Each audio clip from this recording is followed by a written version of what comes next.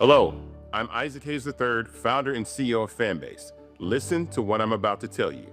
The window to invest in Fanbase is closing. We've raised over $10.6 million of our $17 million goal. That means there's room for less than 6,370 people to invest in Fanbase for the average amount. The minimum to invest in Fanbase right now is $399. That makes you an owner in Fanbase today. Go to startengine.com/fanbase to invest. Why? Because current social apps have taken advantage of users for far too long, with content suppression, shadow banning, harmful racist content, and no real tools for monetization and equity. Fanbase has over 1.4 million users and counting, allowing anyone to reach all their following and monetize their content from day one. Social media is the new TV, and whoever owns the apps that distribute that content have the opportunity to own potential billion-dollar companies. While big platforms with uncertain futures are failing to serve their users, Fanbase is stepping up to fill the gap. Don't wait until it's too late. Invest now, invest for yourself and your future. Go to startengine.com/fanbase and own the next generation of social media.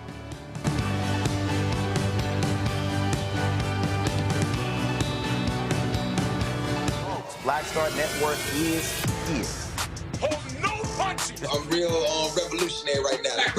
Support this man, Black Media. He makes sure that our stories are told. Thank you for being the voice of Black America, Roland. Stay black. I love y'all. All momentum we have now, we have to keep this going. The video looks phenomenal. See, there's a difference between Black Star Network and Black-owned media and something like CNN. You can't be Black-owned media and be scared. It's time to be smart. Bring your eyeballs home. You dig?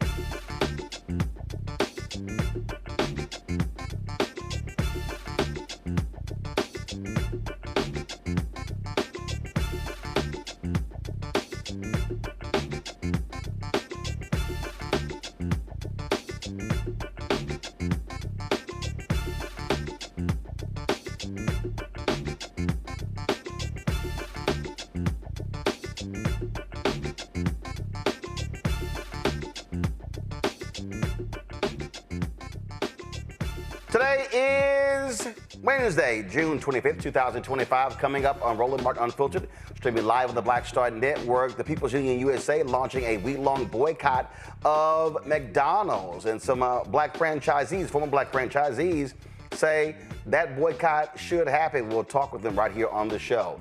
Boy, folks are freaking out about the newly elected, the winner of the Democratic primary for the mayor of New York City. I'm trying to understand why y'all mad because people actually voted. We'll talk with the author of a book that lays out the 400 years of protesting in America, plus the black teen who stabbed a young white man in Texas gets charged with first-degree murder. Plus, we'll talk about Shop Red Bag that offers an opportunity for many of these companies, black-owned businesses, that had their products in Target to share them and for black folks to be able to buy on an online platform. Folks, it's time to bring the funk. I'm Roland Martin Unfiltered on the Black Star Network. Let's go. He's got whatever the miss, he's on it. Whatever it is, he's got the scoop, the fact, the find. And when it breaks, he's right on time and it's rolling. Best believe he's knowing. Putting it down from sports to news to politics. With entertainment just for kicks, he's rolling. It's on go, roll, roll, y'all. It's Roland Martin, yeah. Rolling with Roland now. He's funk, he's fresh, he's real, the best, you know he's Roland Martin now.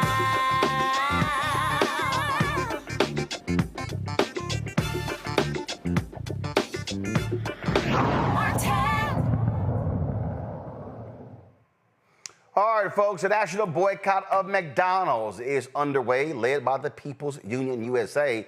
They're accusing the fast food giant of backing away from its promises to the black community.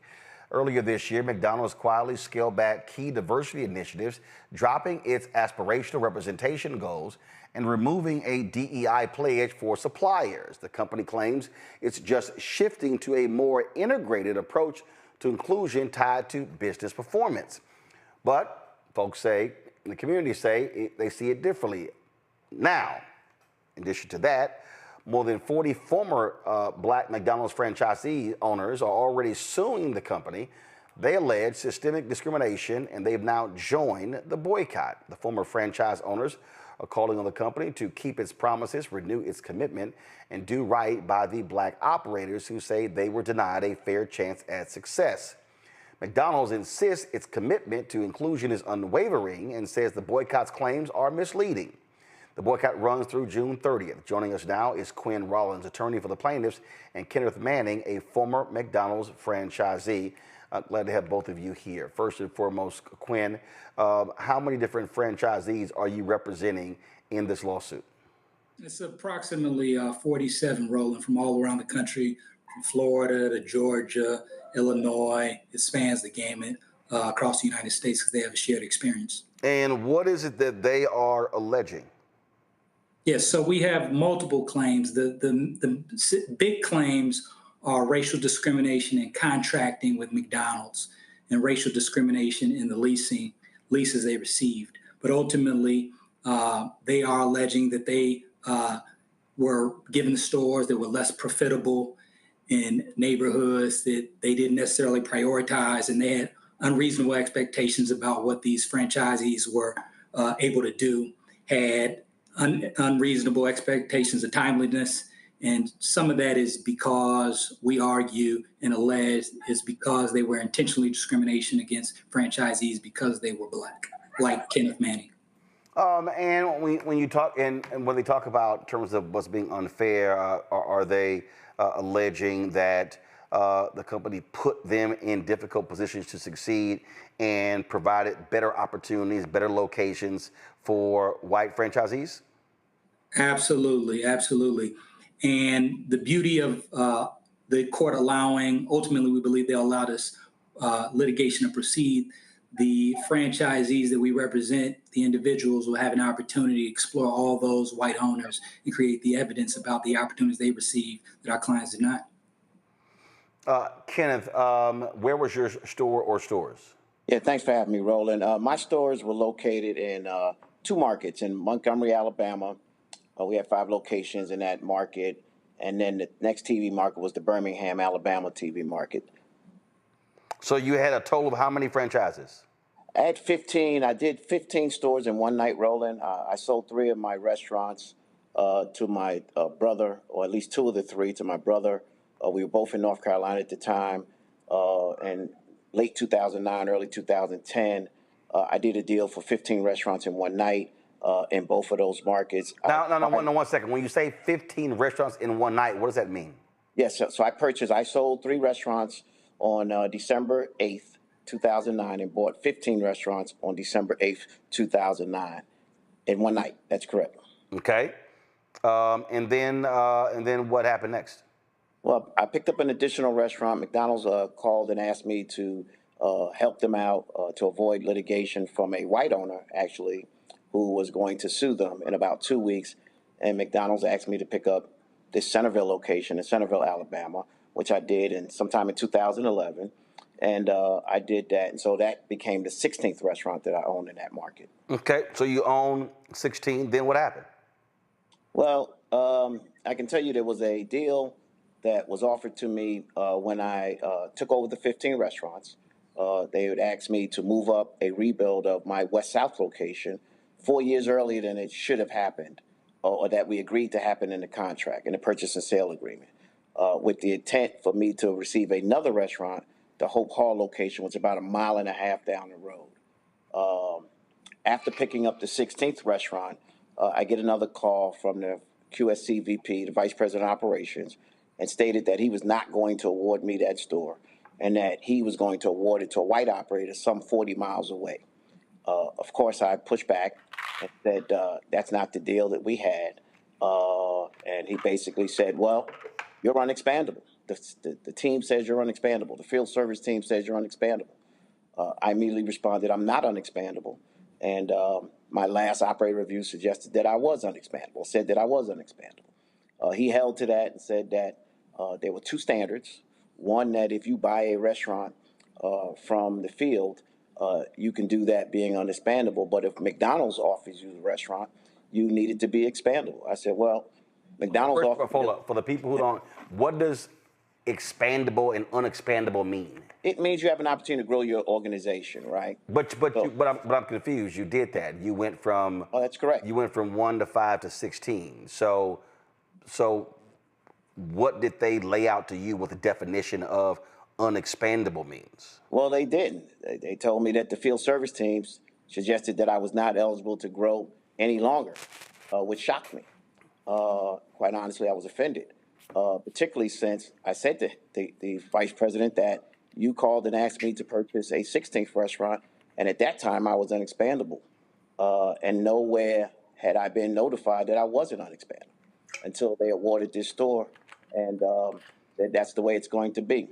So I can tell you what happened next, Roland. I saw the global chief of franchising at a meeting in Houston, and he said to me that I heard you making trouble down there in Atlanta. I said, well, what do you mean? He says that you are angry about not getting that store. I said, no, that's not what happened. The vice president has a right to award the store to who he wants to, even if he changes his mind, right? What I was concerned about was that the standard had changed and that he tried to convince me that there were 2 standards in play here. Now, I can tell you, Roland, I was the what they call the real team chair for the East Division, which was the committee that was an expert on the franchise agreement. Our role was to teach the operators in the division about the franchise agreement. So I was the last person to say that something in that franchise agreement or the rules, that I was not going to be one that didn't understand that. And so when I challenged them, they sent out 2 field service managers to do inspections late on a Friday night at my restaurants, which I told the franchising officer that I thought that was unfair and that sucked, basically. And from there, it just went on downhill. Quinn, when we talk about your other plaintiffs, and I've heard and I've talked to different franchisees, former franchisees over the years. Some complained about that people, first of all, don't understand the process, that most McDonald's are owned by individual owners. They're called franchisees. McDonald's owns the land, but McDonald's also has requirements. And some franchisees have said that they've been asked to do upkeep, to rebuild stores, things along those lines, and that's money that's coming out of their pocket. And so, beside what Kenneth has laid out, what are some of the other allegations that these former franchisees are making? Sure. So the beauty of this lawsuit is there are individuals who come from different walks of life around the country, but they have shared experiences. One of our clients, he's been very outspoken. His name is Van Jakes. He's a former football player based out of Atlanta. And him and several other of our clients share stories similar to Ken. It's once they started expressing frustration with the unequal treatment, there was retaliation. And that's actually one of our claims, is that in many ways, some of our clients were forced out of the McDonald's system because they were getting out of line, asking questions, critiquing McDonald's actions in contrast with the franchise agreements. And McDonald's was asking them to play by a different set of rules. And that was especially concerning because for many of our clients, they were leaders in their respective regions. And like Ken, they knew the rules verbatim. Some of them helped craft the rules. And it is disparaging when they're asked to do things that other white owners specifically were not asked to do in their respective regions and around the country. Let me piggyback on that for a second, Roland, if you don't mind. Go ahead. When I went to sell my 3 stores to my brother, before I could even get it out, when they called and asked me who was I selling my 3 restaurants, there were 3 very good restaurants in North Carolina. Jeff Wilfong, QSCVP in Raleigh, said that he was not going to approve the deal. Not even had I sent the contract up or put in front of him any terms of the deal. When I put in front of him the terms of the deal, they denied the deal and gave a reason that was not a business reason. They went so far as to, after 3 months of going back and forth, conference calls, meetings, they decided to only allow my brother to buy 2 of the 3 restaurants. And went so far as to, and I can tell you, Marty Ranf went so far to take money from the company and give it to the operator who was going to buy the other store that they would not allow my brother to buy because the other operator did not want to pay me full value. So they put $170,000 into the deal, coded it something different, just so I could not sell my 3 stores to my brother.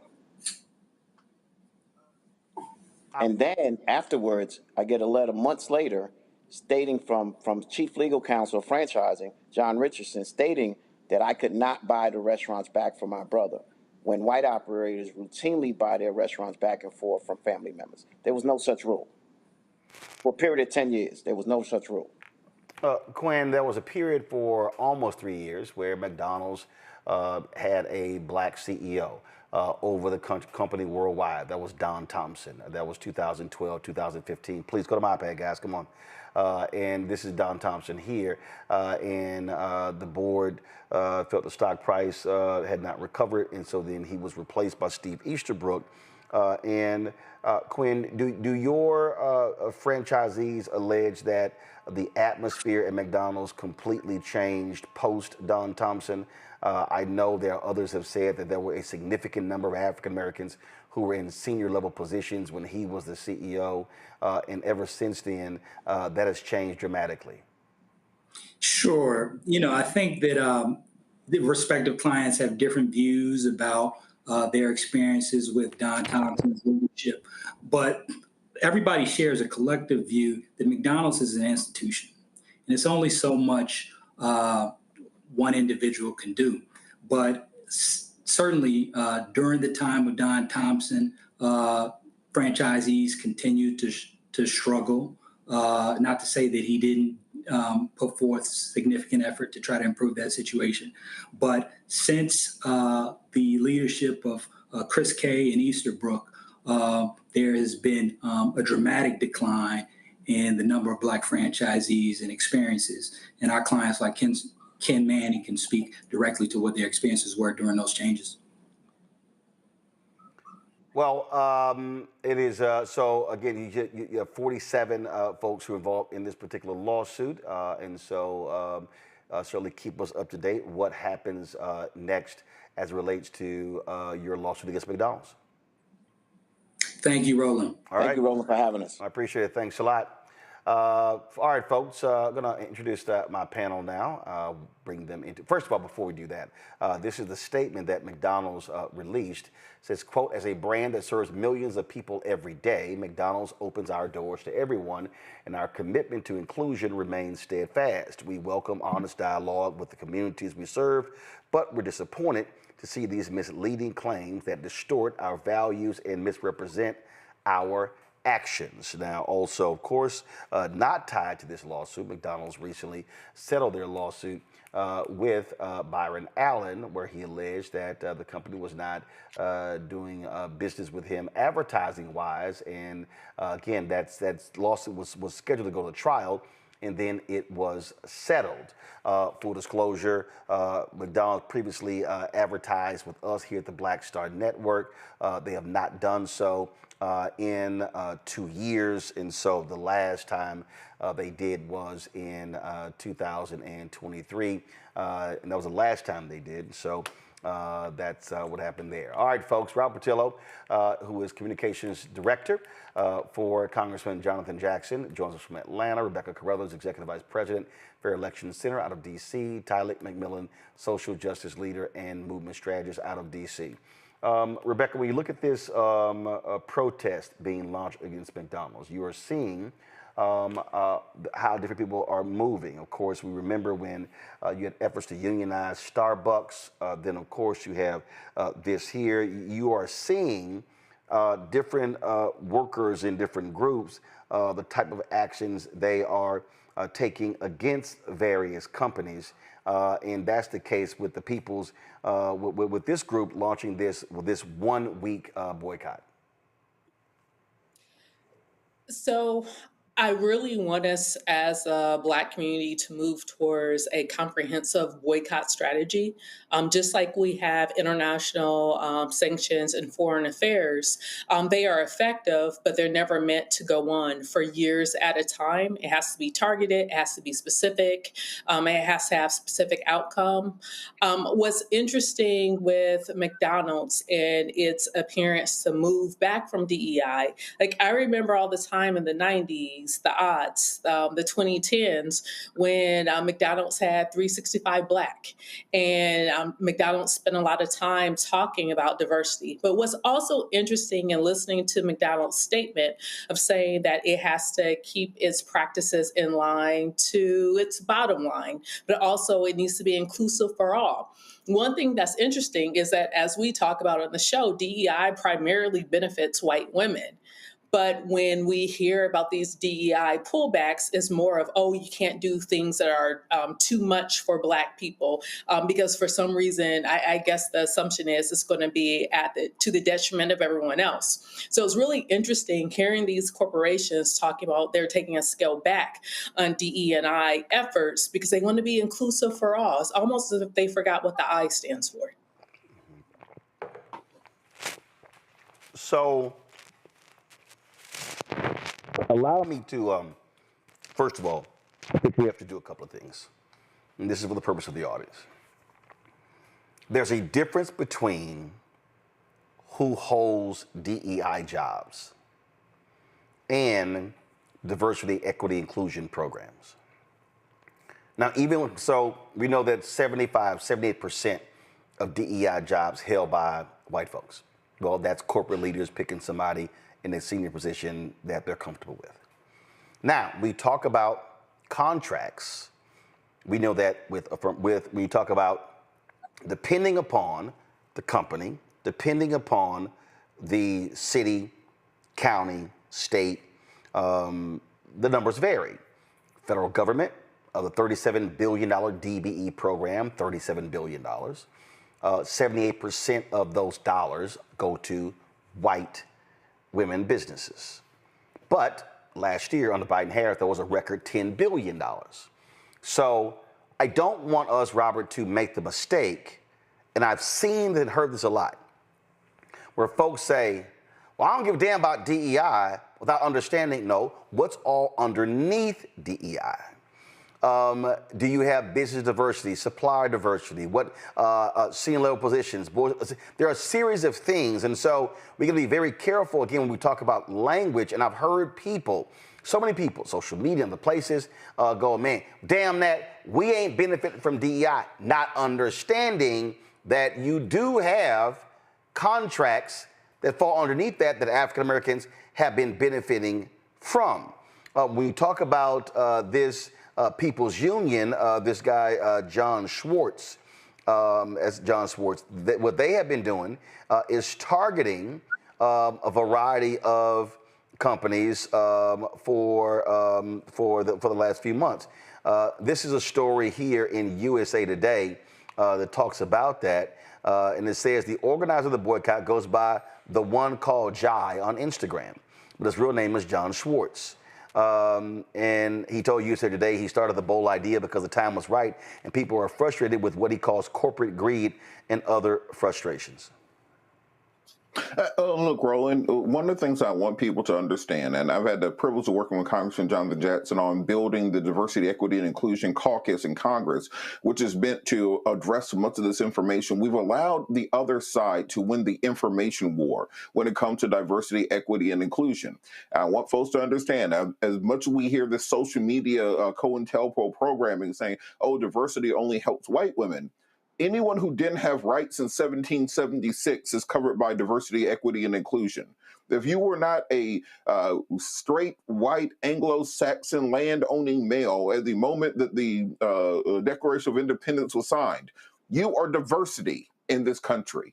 When we're talking about DEI, that means ramps for disabled people to get into buildings. That's diversity, equity, inclusion, and accessibility. When we're talking about veterans having the opportunity to learn how to code, having employment preferences after serving this country, that's diversity, equity, and inclusion. When we're talking about the EEOC, the Equal Employment Opportunity Commission, I've trained as a labor and employment lawyer. That goes away because that's part of diversity, equity, and inclusion. When they talk about getting rid of woke programs and woke federal departments, the fact that your boss can't come into your office right now, call you the N-word, and say, I'm firing you because you're black. That is diversity, equity, and inclusion. If you get rid of those protections, then that moves the ball backwards. That pushes us in a direction that we have not gone backwards from in over 50 years. What these people are talking about when they're talking about getting rid of DEI is systematically not chipping away at the civil rights movement as has been done before, putting a piece of dynamite in it. As Elon said, the wholesale deletion of federal agencies. And now that we're looking at them destroying the Voting Rights Act, destroying the Civil Rights Act, destroying equal opportunity, all in the name of getting rid of woke programs, are we really going to be so fooled by online social media influencers that we are the first generation that they hand the baton to bring black folks to freedom, and we drop the baton and say, I ain't going to do it? And that's where we are at currently. So I want folks to really read up and understand exactly what they mean when they say they're getting rid of diversity, equity, and inclusion programs. Because these corporations, I hope people understand at this point in time, do not care about you. They do not love you. They are here for money.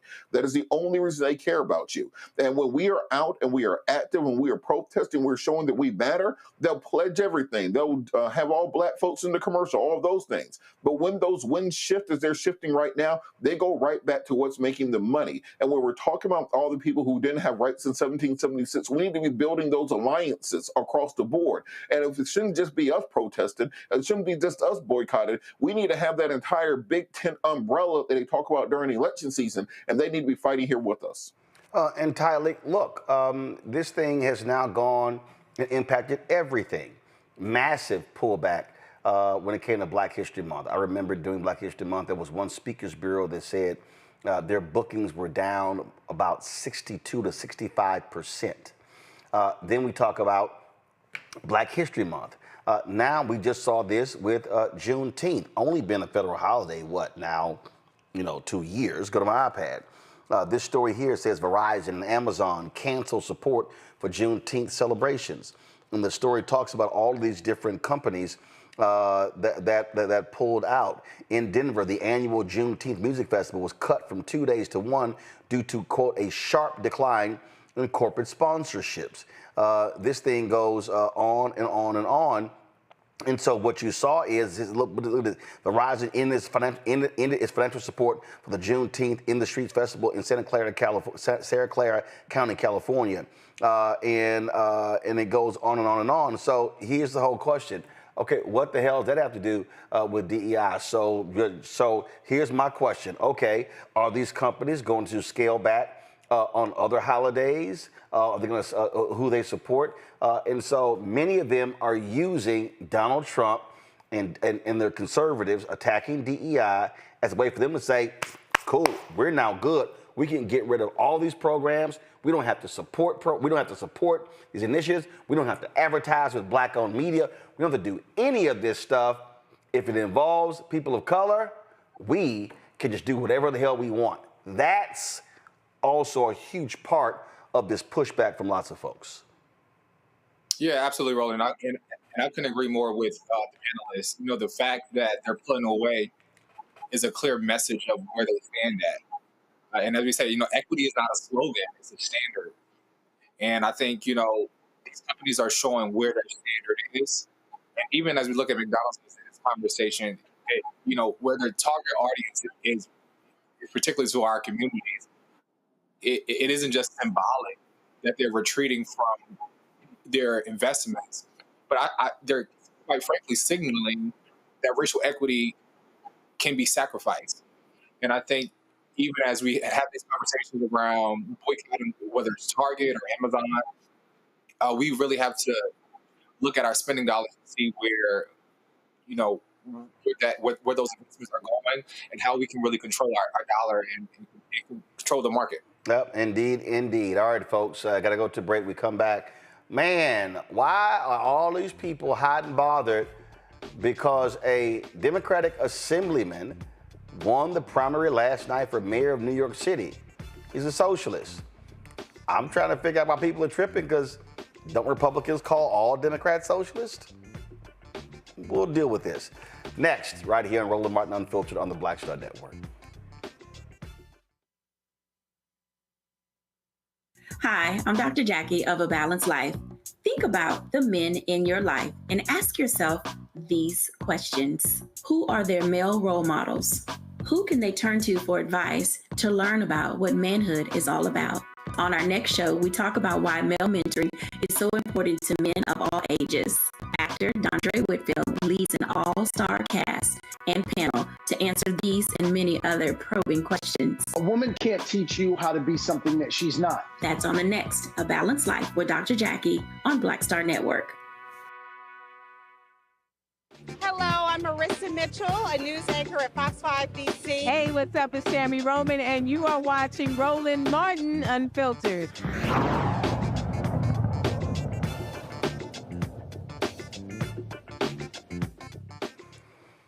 Earthquake, shocking, stunning, upset, all of these phrases have been thrown around as a result of Democratic Socialist Zohran Mamdani, who was a member of the New York State Assembly, who claimed victory last night in the Democratic mayoral primary in New York City. He faced a field of 11 candidates, including former New York State Governor Andrew Cuomo.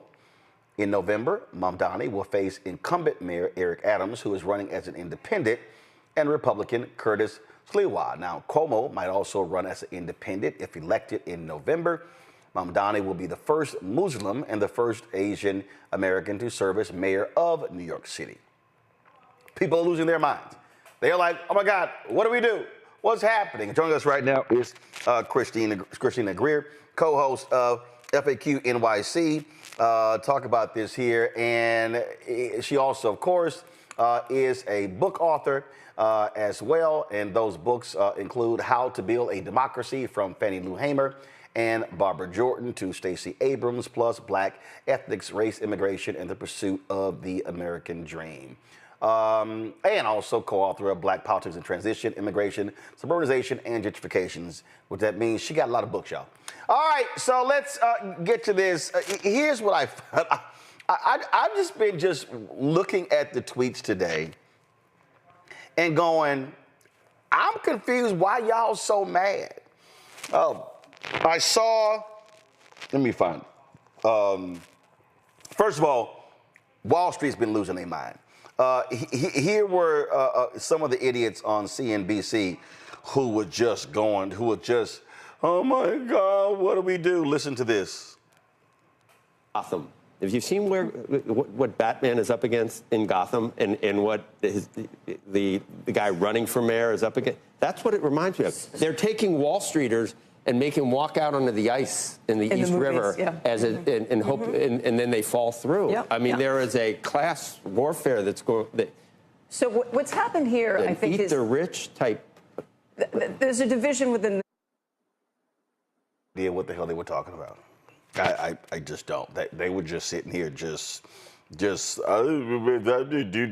dumping them in the water and the attack. I mean, that's literally what it sounded like. So, and plus that dude who was talking, a huge Donald Trump MAGA supporter. Here is CNBC host David Faber being extremely petty, extremely ridiculous. So listen to this with his conversation with Jim Cramer. Watch this.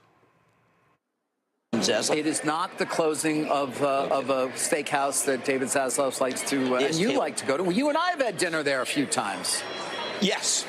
And you and I are going to recreate that place. The rent's too high. You know what? The new mayor, potentially, of New York is going to freeze the rents, and everybody eats for free, so they don't have to worry. Really? Yeah. But how about the rich?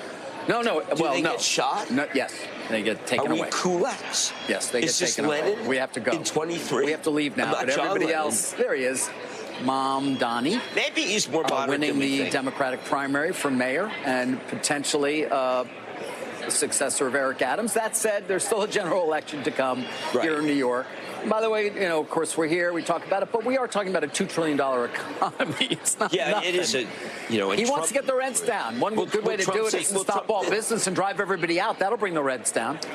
That's a very good point. Right? To go to Jersey, where I am. Yeah. All right. Christina, what the hell? Why are these folk freaking out? Because it's been a very long time since we've had a candidate who's been able to articulate a vision so concisely about wealth distribution and a more equitable New York City. And so his campaign was very clear about free buses, affordable housing, grocery stores in particular boroughs, because he is an active member of the Democratic Socialist of America. What I think a lot of Democrats underestimated is that there's so many New Yorkers who are struggling. They are willing to take a chance on new ideas. And Cuomo, who many elected officials backed, current elected officials, past elected officials who weren't even in New York City, decided to double down and support Andrew Cuomo because they assumed that he would win. Andrew Cuomo ran a coronation. He did not run a campaign. He said very little. He participated in no forums. He only participated in 2 debates and 1 or 2 interviews, and that's it. Because Andrew Cuomo knows New York State, but he doesn't really know New York City, and he hasn't lived in New York City for several decades. And so Zohran Mamdani had an amazing ground game. He had thousands of volunteers. In many ways, it looked like he was the only person running in the city for several months. And he was able to have a huge groundswell of people who had a vision of a city that they could actually afford. And there are a lot of people who are not just since COVID, but even before COVID have been struggling financially. And he's presenting solutions. Honestly, Roland, I thought that the election would be one of 2 ways. Because there's so much chaos at the top of the government in Washington, D.C. with the Trump administration, I thought that some New Yorkers would want a status quo election, such that when things are uncertain at the top, you just want to sort of have things stay the same at the local level. But Zohran Mamdani awakened something in a lot of voters. That's what I keep hearing from people who supported him and ranked him number 1, in the sense that because there is so much chaos and uncertainty at the top of our government, they were willing to take a chance on someone who had bold and new ideas, who said, we actually don't have to live with the status quo. You don't have to vote for someone who's 67 years old, who would have been the oldest New York City mayor in the history of the city, who has his own corruption probes, who has his own Me Too, several over, almost a dozen women accused him of sexual misconduct. We don't actually have to have elected officials with this amount of baggage. And so it feels very 2008 Barack Obama. There's this inspiring message, there's hope. The difference is Obama wasn't a progressive. Zohran Mamdani is very clear. He is a progressive, and he believes in wealth distribution and moving things around. The city of New York, the mayor, his budget is spoken for pretty much. About 95 to 97% of the New York City budget is ironclad. But that little 3%, that 3 to 5% that the mayor actually has that wiggle room about, Zohran Mamdani wants to actually have new ideas and move it around. I've told him very clearly that I think that a lot of his ideas work under a Biden administration. I'm not convinced that they necessarily work under a Trump administration, but he's clearly making the case each day with thousands of New Yorkers. And by adding in Brad Lander, who's the current comptroller, and for those of you who don't live in New York City, the comptroller is the money man, the guy that sort of handles all of the trillions of dollars that pass through this city. By teaming up with Brad Lander, it does feel like 2008 Obama and Biden, where you have this young upstart who doesn't have a legislative record, but he's not actually running for a legislative position. He's running for an executive position. And he's teaming up with an elder statesman who has been elected citywide, who can serve as an advisor and essentially someone who co-signs and says, I know actually about some of the finances and how to move money around. And I will help this young sort of inspiring candidate be the best mayor that he can be. So what I did, we had Michael Blake on. I think we had another candidate on. And we were trying to get some other ones on. I didn't spend a lot of time on the show, on the primary, because the bottom line is when you have so many different candidates, look, it becomes chaotic. So typically, I don't spend time on primaries. I just don't, okay? Especially when you're talking about cities, congressional races, state races, things along those lines. But I was following this. And so here's the thing to me, guys, thank you. What are we doing? Thank you. Stick with the two-shot. Here's what I didn't understand. And I'm following this here. He ran a campaign. What he did was he focused like a laser on his message. I saw a lot of the ads, and I was like, damn, that's a damn good ad. Good ad. What you just laid out, he really went after young voters. It is a fact that young voters, millennials and Gen Z, are being impacted financially a lot different than baby boomers and Gen X. There's been lots of frustration.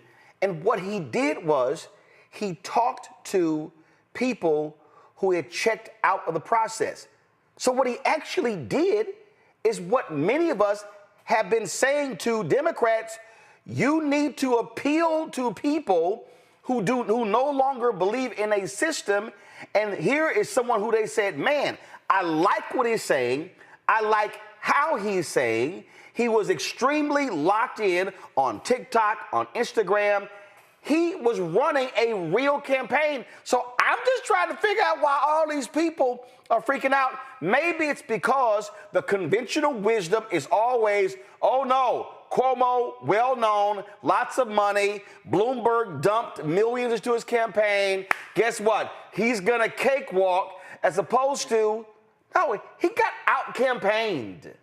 Yeah. I mean, Roland, you're so right. I mean, we know that Bloomberg dropped $8.3 million on the books.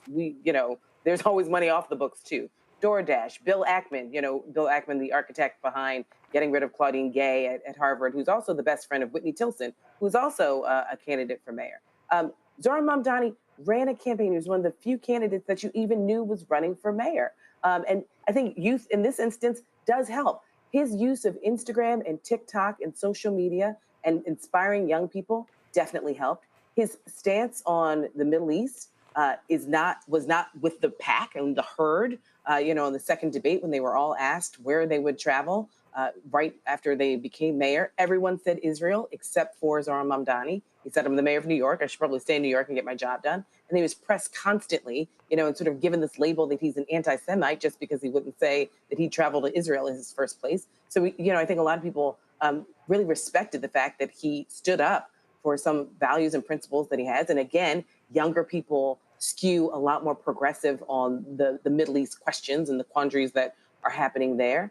And then, I think, Roland, when you have someone like Andrew Cuomo who just runs a coronation and it's, I have the money and I have the big guys and I'll win, without a real message, without connecting to voters. And sadly, Black voters oftentimes can be cheap dates, especially those who are older. Andrew Cuomo promised nothing. He did very well with the Black community because many people love and respect his dad, because he's a known quantity, because there was an assumption that he would win. You see a lot of Black electeds in New York City lining up behind him. But moving forward, I'm always curious as to how four groups will behave. And that's the business community, the real estate community, the labor unions, and the Hasidic community.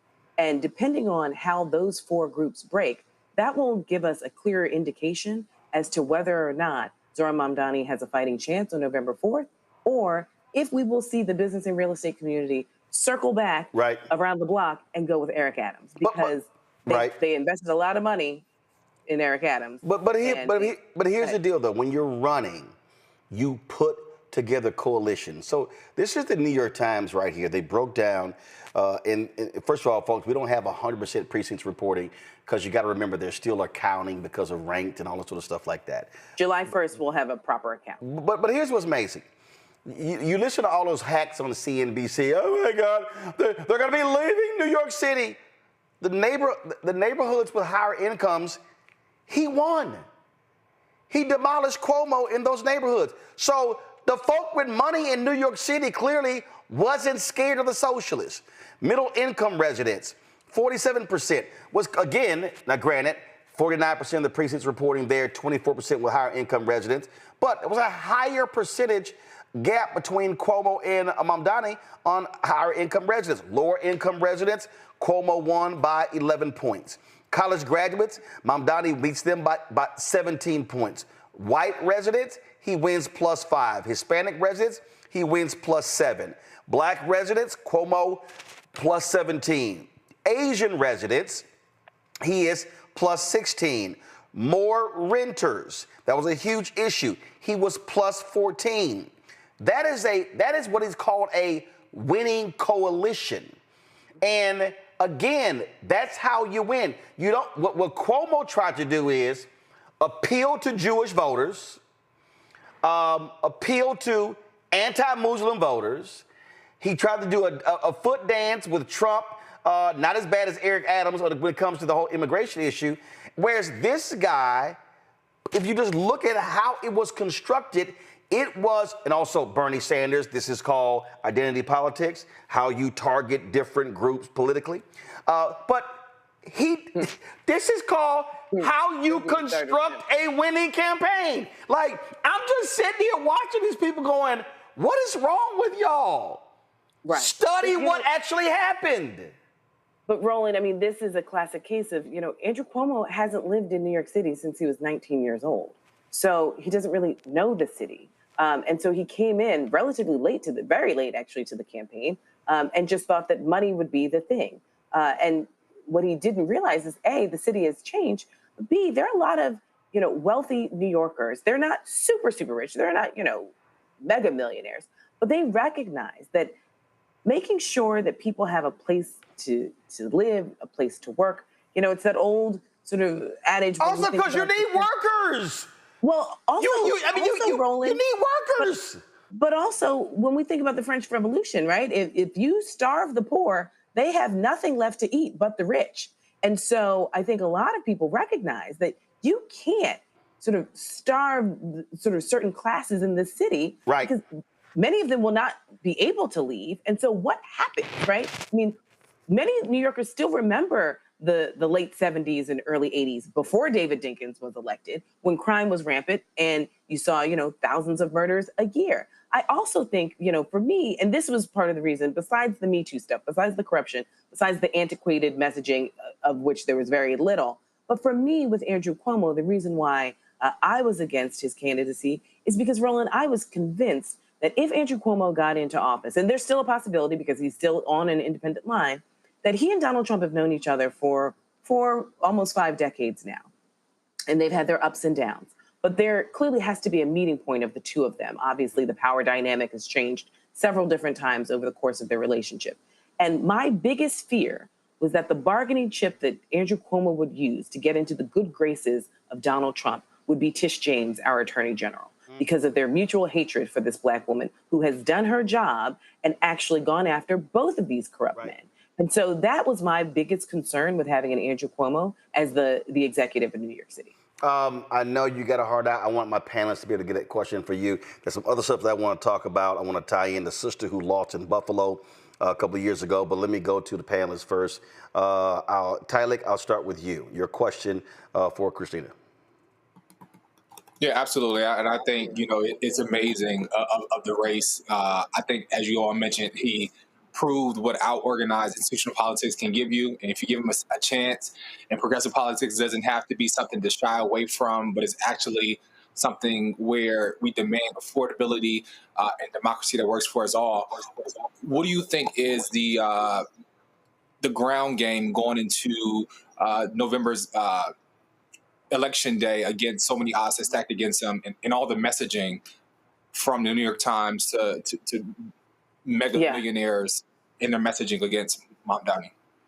Well, if he keeps up the pace of the hard work that he's done, I think, he's got a fighting chance. But we have to remember that New York gets this reputation of being a lot more progressive than it actually is. Right. We have many different shades of color, blue and purple and red in this city, right? We always just say like, oh, Staten Island's the red part. It's like, no. We know that there are red parts and purple parts of Manhattan, of Brooklyn, definitely the Bronx, and definitely Queens. And so this vision will be stamped as, this socialist vision, which obviously for Latino communities, right, that's been a boogeyman word that has sort of ushered them away from progressive politics. We know that not all Black people and not many Black people are hardcore progressives. Even if some of the policies will most likely benefit us, we are strategic voters, and we have to go to the polls thinking of everybody else, especially how the vast majority of white voters will behave. So oftentimes we might vote for our second or third choice candidate because we'd rather get something than nothing. And so it will be incumbent upon Zohran to present this message to various groups of participatory New Yorkers, and Black New Yorkers overperform at the ballot box. But the electorate November 4th looks very differently than the electorate we saw last night. And so it'll be a larger group, even though our participation rates are pretty abysmal, but it'll be a much more moderate to conservative group that's turning out. And so how he pivots, not necessarily moves, but how he pivots some of the messaging so that people aren't afraid of some of the distributional politics that he's proposing will sort of be the case. And so we also have to remember, again, those four groups that I mentioned: real estate, business, labor, and Hasidic Jewish. Yep. Well, plus there's going to be a vicious media assault daily against him between now and November 4th. Rebecca. Thank you for being on the show tonight. So I've been looking at the latest numbers, and it looks like Cuomo almost got the plus 20 over index on Black voters. Mamdani is almost down 20 with Black voters. Eric Adams is going to be running as independent. There's rumors that Cuomo's going to run as independent. I also heard both Don Lemon and Clay Cane earlier today were talking about how Mamdani did not do significant outreach with Black media. Can you talk more or share more why or what Mamdani's efforts towards Black communities in New York has looked like? Yeah, so I think moving forward, I think we'll probably see much more outreach. But keep in mind, in a primary, you got a limited time and you have to figure out who are going to be your number ones in the ranked choice voting system. And Black people were very clearly with Andrew Cuomo. So that doesn't mean that he's not going to reach out to Black people, but strategically, it didn't make sense for his campaign to try and convert people that were very clear already with a candidate. Now, how he moves forward in the summer will say a lot. I've had issues with the DSA in the past, the Democratic Socialist of America. I've been very clear on my podcast. I don't like the way they talk to Black people. I don't like the way they talk at Black people. And so I've been very clear that at a certain point in time, he's either going to have to pivot away from them or explain to them that you can't go into Black communities and finger wag and tell Black people how they should be voting when we have to be strategic to make sure that our rights are protected. Because don't forget, we're the ones who were on the front lines making sure that everyone has these rights that we so frequently enjoy. So I'm curious to see how he will move forward. I mean, he was on Miro. I know he was on, Breakfast Club. I know that he's not afraid to talk to Black people. That's been very clear. He also walked the length of Manhattan and talked to all different types of New Yorkers. I am curious to see who will be in his volunteer corps. But part of those numbers that you're seeing is because Andrew Cuomo essentially presented it where it's like, I have Black people on lock. So when you have a very limited of time to get across the finish line, that's not the time to convert Black people. From June 25th to November 5th or November 4th is the time to convert Black people. But in a primary, when you already know who your universe of voters will be, that wasn't strategically, it made sense. If I were his campaign director, I would probably advise the same thing. Plus, you looking at, you had Cuomo, you had Adrian Adams, the council president. You had Zohran Mamdani, you had Michael Blake, Right, you had Adrian Adams, and you had Cuomo, who's getting all the endorsements from everyone from Al Sharpton to James Clyburn. Yep. There you And go. nothing of the local elected members of Black elected members of Congress and the State House. Robert. I think what's playing out in New York is very much what's playing out in the party writ large nationwide. Kind of this battle between, are we supposed to pick the safe kind of establishment pick or really push forward a strong progressive agenda? What lessons can the rest of the country learn from this race about just, as the young folks say it with your chest? None of these euphemisms, none of this MAGA light that we're hearing from much of the Democratic Party. Like, just look, say what you want. We're going to legalize prostitution. We're legalizing weed. You can what's wrong with just saying the things that people actually agree with? And will Democrats learn that might be the way to win elections, by giving people what they care about? Right, but here's where it gets complicated. Because our tent is so large, there are several Democrats who do not believe in those issues. And so, but we're still in the same party. So I don't know if this particular election is a mandate. Let's just say, hypothetically, Zohran Mamdani is successful on November 4th. I don't know if this particular election is a mandate for the larger party writ large. Now, there are a lot of Democrats who are saying, why are we just Republican light? Why are we constantly moving to the middle and essentially acting like George H.W. Bush Republican, right? Because the Republican Party has moved so far to the right, we can't even recognize them. But then there are other Democrats who want to be progressive. And then there's a third category where they like to sort of slide across the scale because they recognize to be calcified in one camp or the other doesn't make sense. So it will be interesting to see. I was on a radio show in NPR this morning. Zohran Mamdani was on right before I was, where he said, Michael Bloomberg had some good ideas, which I had a lot of smoke for Michael Bloomberg, the 12 years he was in office, but he actually did have some good ideas. He protected our watershed. We have some of the best water in the city of New York, which keeps us and millions of other people safe. So, the list goes on, but there's some progressives who don't want to hear that at all.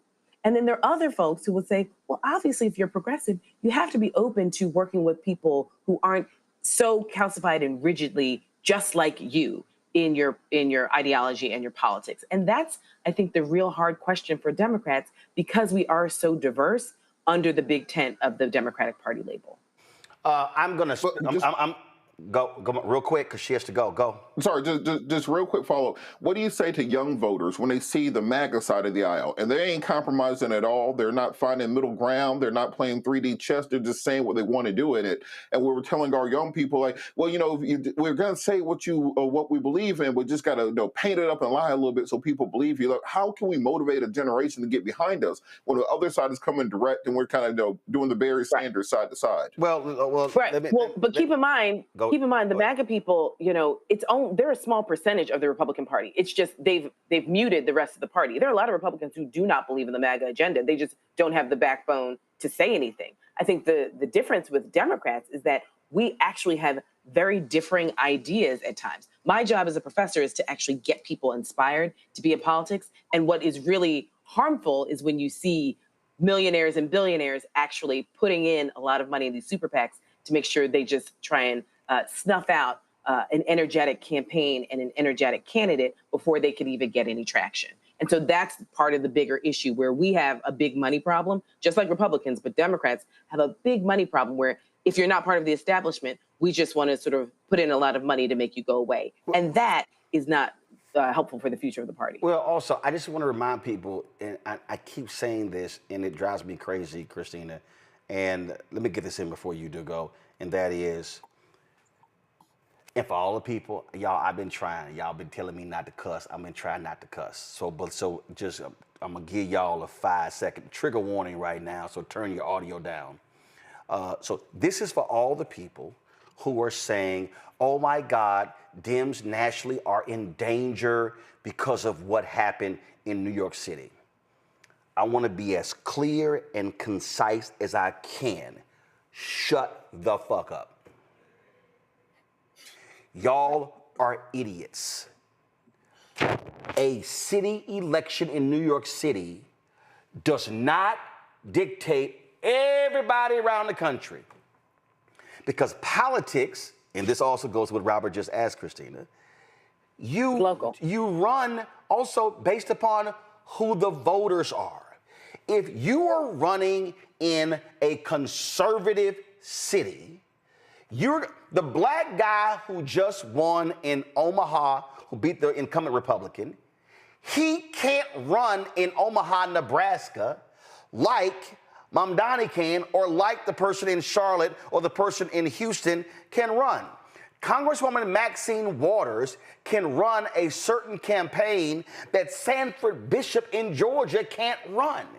And so it drives me crazy with these national asshole journalists do these, oh my God, the Dems nationally are in trouble. Mamdani is going to represent the entire party. Eric Adams didn't represent the entire damn party. And so it's just dumb to just think that one election, that's somehow going to dictate the rest of the nation because he won the primary. And real quick, because I want you to address, and people understand this here, remember India Walton, the black woman in Buffalo who beat the incumbent mayor in the primary, socialist, and what did Mayor Brown do? Ran as a write-in or independent. A write-in. They put all the money behind him. He beat her in the general, and so, folk, pump your brakes. She won the primary, didn't win the general. Mamdani has won the primary. Don't mean he's going to win the general. It's a lot that's going on, but Christina, it is grating on me. This, right. Well, we have a long road. Dictating the whole nation. Right. We have a long road to November. I think I keep telling people, first of all, we need to see what the numbers look like on July 1st when we have show and tell, to see where Cuomo was, to see what communities supported and did not support him. But there will be a very long campaign, an arduous campaign going into November 4th. And all politics is local, especially New York, because we have, so many people and so much diversity. I mean, also, Roland, I really appreciate you letting me come on to talk about this, because the number of bad takes I've heard today about New York City, because most people, just because you live in New York doesn't mean you know New York City politics. And many people know national politics, but New York City is its own beast. Many people don't know that you can run on multiple party lines, right? Andrew Cuomo ran on the Democratic line in the primary. He also has his, fight and deliver party, right? Mamdani, if he hadn't won, there was a conversation that he might run on the Working Families Party. He might still run on the Working Families Party line in addition to the Democratic Party line. So there are a lot of nuanced conversations that a lot of people don't understand, and we will hopefully have more nuanced conversations moving towards November 4th, so people aren't confused as to why the business community would rally behind Eric Adams. Why would the Hasidic community or labor unions rally behind Eric Adams or not, right? And so there it is. I've got a boogie, but I appreciate it. I got you. Christina, we'll have you back. We appreciate it. Thanks a lot. Okay, talk soon. Gonna go to a break. We're gonna come back, talk more about this and unpack this a little bit more so people can have a better understanding. Don't forget, support the work that we do. Folks, again, first of all, ain't nobody else in black-owned media having this conversation because they don't have any shows. I'm just being straight up. Okay? So they don't even exist. All right? Rebecca about to follow her chair laughing. Come on, Anthony, you miss it. Anthony, you got to be quicker than that. Come on, hit it. But it's true. It's true. Ain't nobody else they ain't doing nothing. Okay? Out of all the black cable networks, no news shows. BT got a monthly show, and that might get cut with the announcement of layoffs today. But the other digital folks, they ain't got nothing. Griot, Essen, everything, Black Enterprise, nope. Not all of them. So we are speaking to the issues that matter, giving you depth and context and nuance that they're not going to talk about. So join our Bring the Funk Fan Club. Cash App, you can utilize Stripe QR code, you see it right here. If you're listening, just simply go to blackstarnetwork.com. Also, PayPal, R. Martin Unfiltered, Venmo, RM Unfiltered, Zelle, RolandSMartin.com, Roland at RolandMartinUnfiltered.com. And of course, send your check and money order, make it payable to Roland Martin Unfiltered. P.O. Box 57196, Washington, D.C., 2003 7-0196. Back in a moment. This week on The Other Side of Change, Juneteenth. It's a day about blackness. It's a day about freedom. It's also a day about talking about justice delayed. And we are not in the business of justice being denied to us. So stick around. And we're going to talk all about the case for reparations. The push for reparations is not just an economic project, it's a moral project. So if we want to live up to the ideals of this foundation, then reparations has to be something that we pursue. Only on The Other Side of Change on the Black Star Network.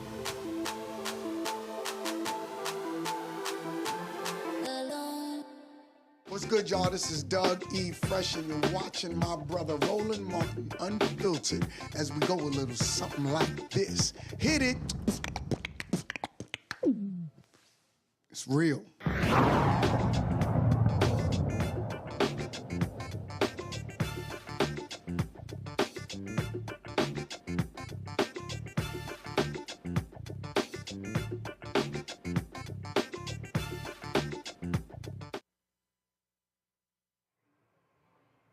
Well, incumbent New York City Mayor Eric Adams is doing all he can to appeal to white conservatives.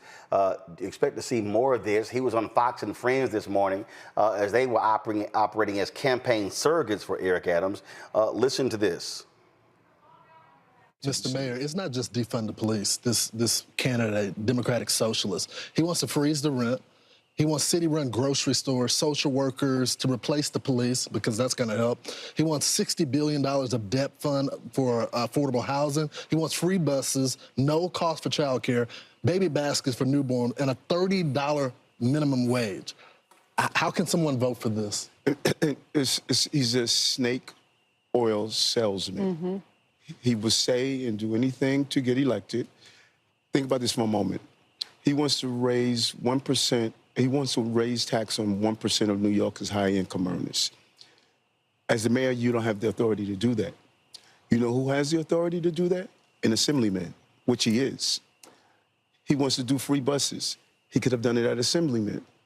He doesn't understand the power of government and how you must making sure you improve your economy, raise the standard of living, and this is what we've done in the city. And I'm looking forward to being on the campaign trail and showing New Yorkers we can't go backwards.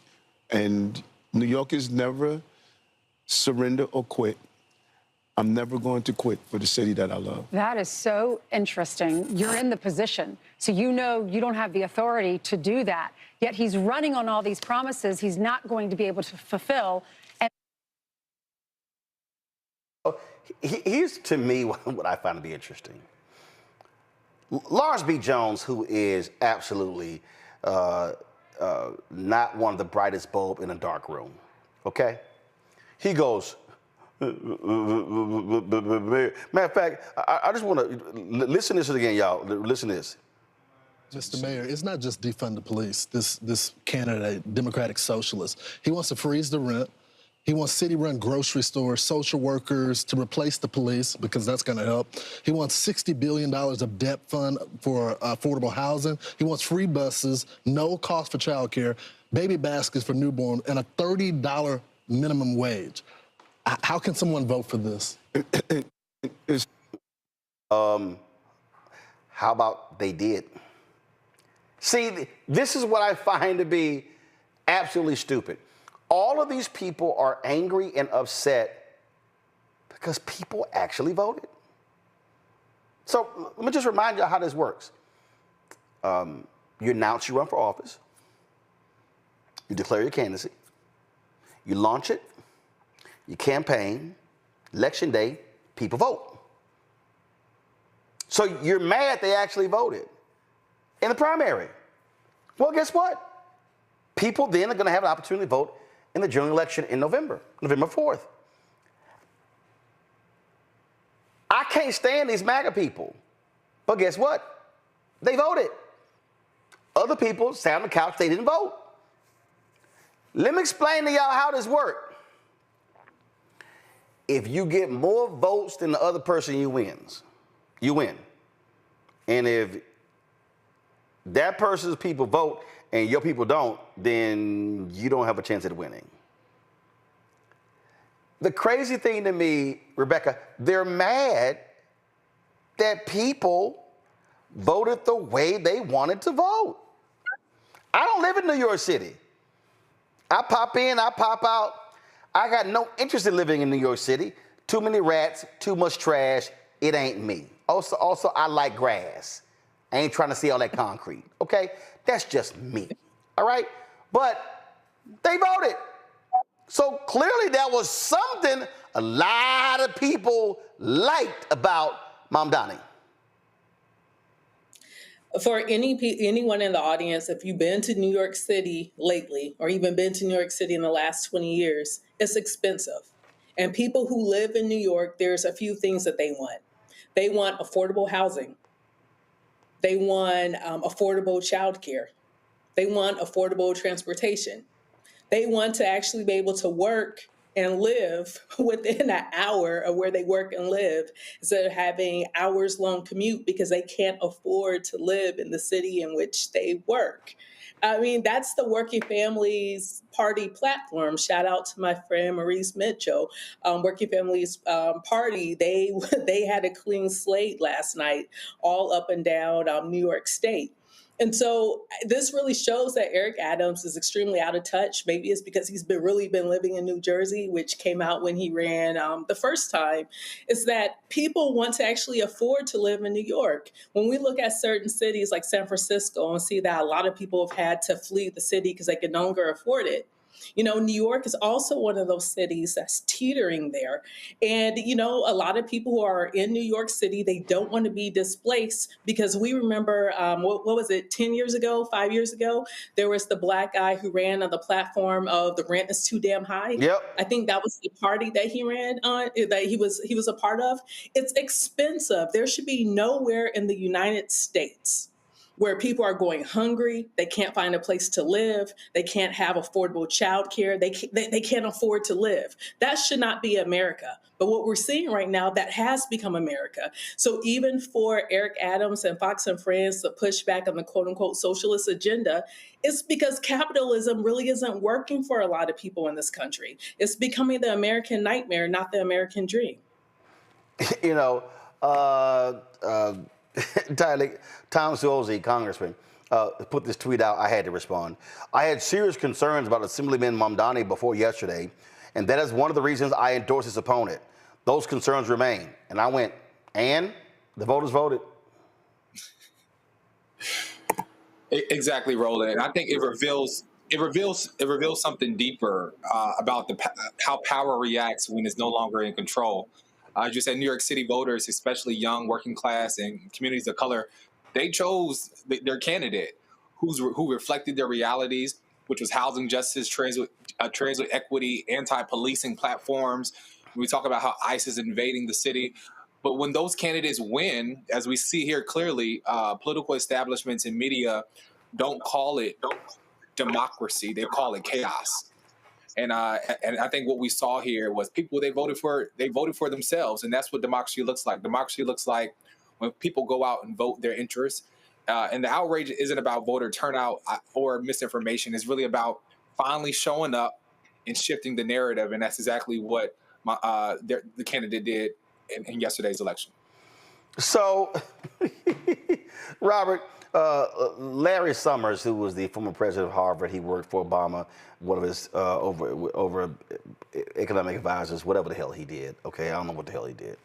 So this was his tweet. I am profoundly alarmed about the future of the DNC and the country by yesterday's New York City anointment of a candidate who failed to disavow, quote, a globalized the intifada slogan and advocated Trotskyite economic policies. I fear it is evidence that our party is following the most problematic aspects of Britain's Labour Party. It didn't work there and it won't work here. Harvard and other universities' moral weakness after October 7th in condoning hateful, anti-Israeli, and even anti-Semitic rhetoric and activity opened the Overton window in ways that contributed to yesterday's outcome. I hope candidate Mamdani, who showed great ability to learn and adapt adapt during this campaign will continue to evolve in ways that provide much needed reassurance to people committed to a free from prejudice market economy as an American ideal. An important task for Mamdani now is to provide reassurance that his moral energy and formidable political skills can be productively directed for the city of New York at this difficult moment. What a bullshit ass statement. First of all, like I said, Robert, him winning a primary ain't got a damn thing to do with the DNC. It ain't got a damn thing to do with anybody else running anywhere in the country. Again, just as a reminder to the people who forgot, this sister here, socialist, India Walton, she won the primary in Buffalo. The world didn't end. They targeted her, ran against her. She lost in the general. I'm not saying that's going to happen to Mamdani. He may win in November. And if he does, that means the voters actually chose him. So Larry Summers, go kick rocks. Look, this is the empire striking back, and we see this every time there's these insurgent candidates, the establishment of both parties, actually. But we're talking about the Democrats right now. The establishment decides, well, this might be a little bit too hot water for the rest of us. So we saw this with Cori Bush. We saw this with Jamal Bowman. We saw this with Nina Turner. We see this in election after election. They always say that we want the candidate of hope and change. What they really are talking about is just the status quo that benefits our rich people the most. And until we can get out of that, we are losing an entire generation. You know this as well as I do. Nearly to a person, the black MAGAs that you see today, if you picture them in college, if you find a picture of them from 2007, 2008, they have Obama shirts on.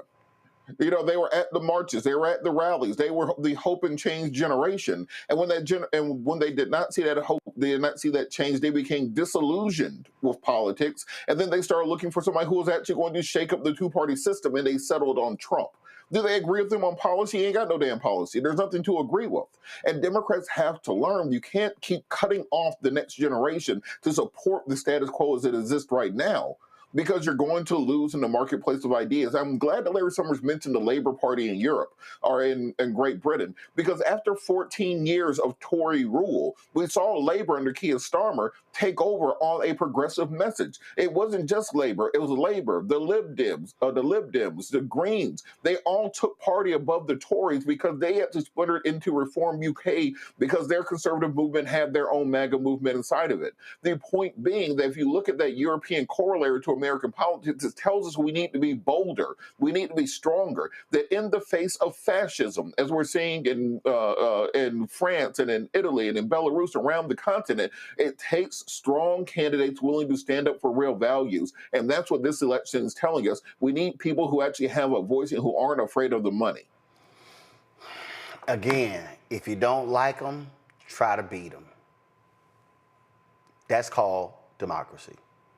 Going to a break. We'll be right back. Roland Martin Unfiltered right here on the Black Star Network. Next on the Black Table with me, Greg Carr.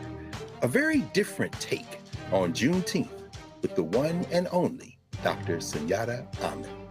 We'll explore the amazing foods, remedies, and rituals that are a part of our history and the Juneteenth holiday. So it's our responsibility to return the healthier version to our folks instead of just the red liqueurs marketed to us, the red sodas and the other things. I mean, why does the Kool-Aid man have to sound like Louis Armstrong? He's like, oh yeah! Oh, yeah, right.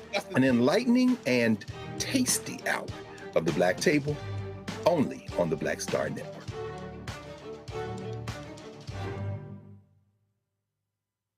Hi, my name is Freddie Ricks. I'm from Houston, Texas. My name is Sharon Williams. I'm from Dallas, Texas. Right now, I'm rolling with Roland Martin, unfiltered, uncut, unplugged, and undamn believable. You hear me?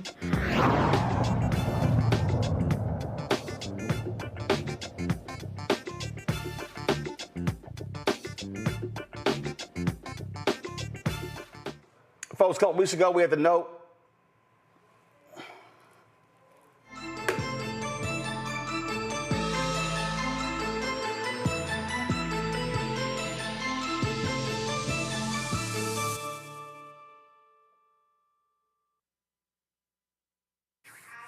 Folks, a couple weeks ago, at the No Kings protest took place in the country. Others are being planned right now. At the top of the show, we talked about the boycott happened with McDonald's. There's a history of protests in America. It's real. My next guest has a new book out that lays all of this out. And so let's go. Gloria Brown, she's the author of A Protest History of the United States. She joins us right. Guys, can y'all please show the graphic? I need to see her book. Show the graphic. Thank you very much. Thank you very much. Here we go. So author of A Protest History of the United States. Gloria, thanks for joining us. First and foremost, why'd you want to do this? Because there have been so many people who had given of their lives and livelihoods through protests, and they do all the sacrificing, and we take advantage of what they've done, and then people forget all about them. And also I wanted the new generations of protesters to learn the strategies and what went into making movements happen, as opposed to believing that protest was ineffective and they just given it up and only have like these, emotional protests, and it's over and say, oh, it didn't work because I didn't see change happen within 24 hours. I was reading this one story. This was after the death of George Floyd, the murder of George Floyd. And this one brother was like, well, man, politics ain't nothing. I ain't voting, but I'm going to protest. And I'm like, protesting and not voting, your ass just going for a walk. There are people saying, I'm going to protest, but they don't really understand that there is a very strong history of protest. And I always like to say the 8-hour work day came through protests. So what the laws are on the books, the Constitution ratified in 1789, the Bill of Rights in 1791, the 14th Amendment in 1868, those are words. What made it happen was litigation, legislation, and protest, or it would still just be nice words on paper. So people need to know that in order to vote, you're voting for something. Somebody's going to create laws. What do those laws mean if they don't have a reality behind them? The protest makes those laws into a reality to fit our lives. I think as you lay out in the book, when you take the time to understand protest, it wasn't about a singular event. There was a strategy. And that's the thing that drives me crazy when I see people and they say, hey, we're having a protest. And I'm like, okay, why? What's the purpose? What's the plan of action? What are you going to protest on Saturday? What are you going to do on Monday? That's what drives me crazy. And it's because it doesn't give the forefathers and mothers of protest any credit for all that went into it. I had the chance to go to Selma about a month or so ago. That's part of their 60th anniversary of the March Across the Edmund Pettus Bridge for voting rights. Those elders were high school students who took classes every week on nonviolent protests and philosophy and practice and tactics, who was going to get arrested, who was going to bail them out. This wasn't just a one and done. They did this for weeks over time while they were in school. So we need to understand it. The TV shows show one protest and then everything changes, when it took years for us to get voting rights. Absolutely. And so explain, folk, that there's also an art to protesting. There's a process here. It ain't just, hey, let's just roll out there. Some protests, for example, when George Floyd was murdered, there is an emotional impulse to go out and get that frustration out of you. But protests over time, if we look at it, whether or not it's protests for the labor movements, for women's rights, for racial justice, it's a strategy in which people decide where they're going to protest, how long they're going to protest, and then, like you said, what is the message? Because you're trying to persuade thought. You're just not trying to have an action.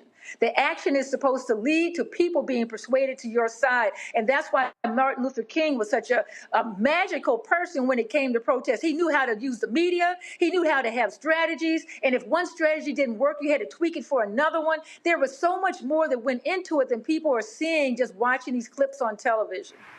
Go to my panel. Robert, you first. Thank you so much. Thank you so much for such an outstanding work. And as someone who's been active in the movement since I was about 17 years old, I think you're spot on when you talk about the way we educate people about the civil rights movement in particular, and in the workers' rights movement, etc. I always said this thing on my radio show that it's almost like we teach it as a fairy tale, that one day Abraham Lincoln woke up and he decided to have lunch with Martin Luther King, and then they got on the Underground Railroad and rode to Washington, D.C. to do the I Have a Dream speech. And then Barack Obama came out and they all shook hands and racism was over. That's how they teach Black history in America. Can you really talk about the need for us to educate this next generation on the levels of work that went into planning Selma, that went into planning the Montgomery bus boycott, that went into planning the first march on Washington, etc., so that they will see that this is not a quick, I'm going to send out one tweet, I'm going to change my profile picture to Black in solidarity, I'm not going to go to Target this weekend, but it has to be part of a sustained movement. And you're so right. It has to be part of a sustained movement, but there also has to be a vision for where people want to go. It's not just protesting against something, we're also moving towards something. So they're protesting against racism or protesting for voting rights. And what gets lost, I think, is that people are feeling this emotional need to protest against the regime that's in place right now in the White House. But what are we protesting for? What's the vision going forward? And whether or not it's the labor movement, protesting for the 8-hour work week, protesting for better wages, protesting for the a union at Amazon plants. So people have to protest for something as well as thinking they have to protest against. And I think the strategy in protesting for means that you have to have a message. You have to think about who's good at what. Not everybody is going to be a leader. You have to have a lot of foot soldiers. How are you going to do this? I tell people don't protest after sundown because that's when bad things happen. So that means you're planning a time for the protest. You're planning where you're going to protest, how long you're going to do it, and then having sit-ins. Why not use the sit-in? That hasn't been used in a long time. And I say, well, maybe sit in at Trader Joe's, sit in at these places in which protests are supposed to disrupt and inform and move towards something. So there were so many things that were going on. And as you said, the way they write the story today and have the movie version of it, people are wondering if they protest once, why isn't change happening overnight?